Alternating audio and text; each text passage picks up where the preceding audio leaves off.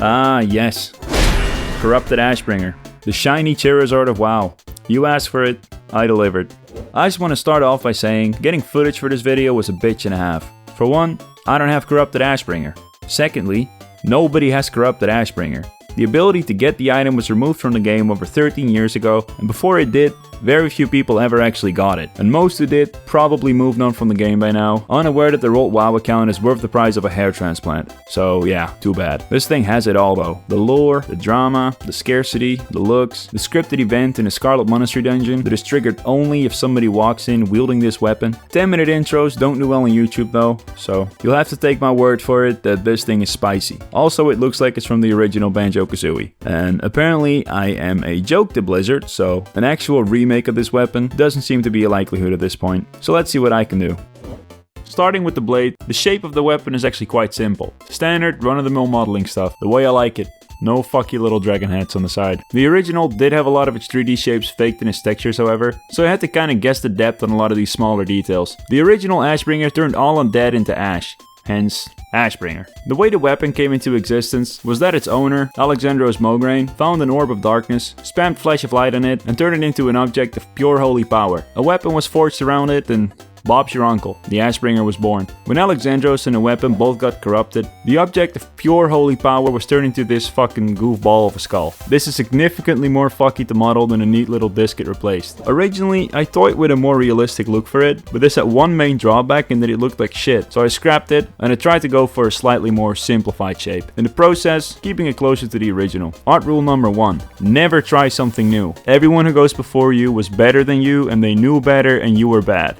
Harder than the skull though was probably getting the serrated edges. I originally tried to get the notches to stand out simply by virtue of the shape of the model, but they weren't deep enough, so I decided to fake them to be deeper using normal maps. Whilst modeling, I was trying to think if I've ever actually seen this weapon in game. I must have, but honestly, I don't remember it ever happening. Like I said, this thing is incredibly rare. Or maybe nobody transmogs to this weapon for the same reason that nobody plays with this haircut. Because all honesty upheld, it looks a bit stupid, and having it reveals you're probably at least 40 years old. And you don't want your 19-year-old guildmates to look at you, you know, like that. Like a grown-up.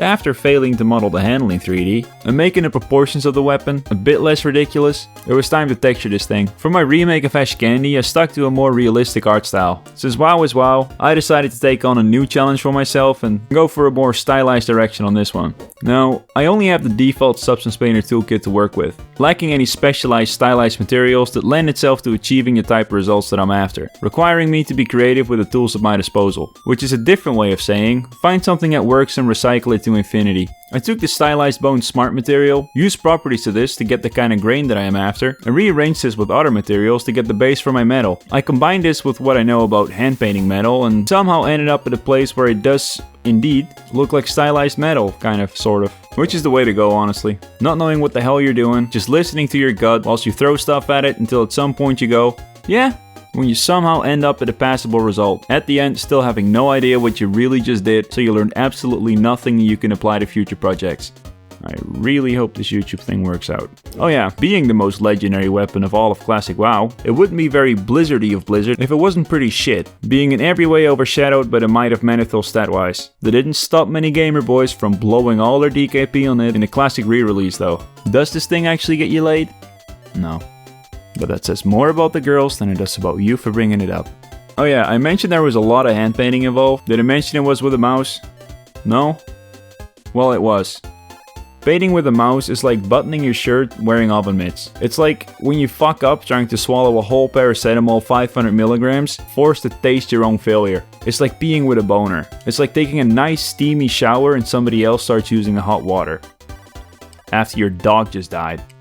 Whilst torturing my brain, I couldn't help but sympathize with those poor souls who were torturing theirs 15 years ago, whilst fishing up garbage all over Azeroth. You see, back in the old days, people were convinced that somehow the Ashbringer was obtainable in the game. The original one. The item was even data mined to be in the game files. Years of human brain were wasted trying to piece together clues on how to purify the corrupted Ashbringer into the legendary normal Ashbringer. It was probably the biggest scavenger hunt in WoW history, if not MMO history, and the best part of it all was that no, you couldn't get the Ashbringer. Blizzard being Blizzard though, and the Ashbringer being the most significant lore weapon in the game, they did eventually in 2016 give it to literally everybody.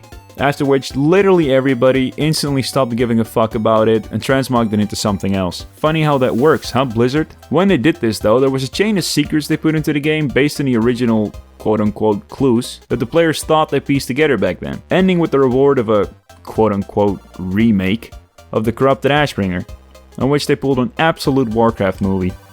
But yeah, I spent a shitload of time painting in little details and tried my best to texture this thing in a way that is somewhat loyal to the WoW art style. There were some places where the normal maps didn't really bring out the details quite the way I liked, so I painted in some of the shadows and highlights manually. This is called cheating and it works for everything. If you like seeing me do more stylized stuff like this, or you prefer the more realistic look that I went for in my previous video, let me know in the comments. I plan on having a go at hand painting from scratch in the future and literally just seeing how close I can get to creating the WoW art style, so that should be fun. With all that said, here it is.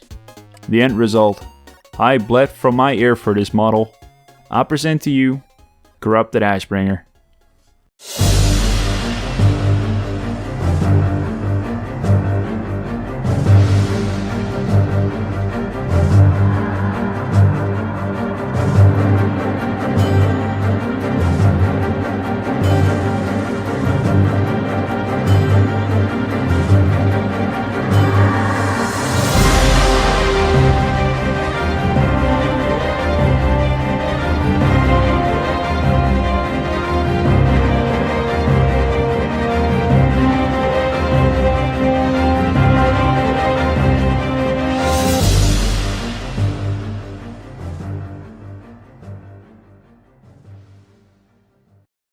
Yep.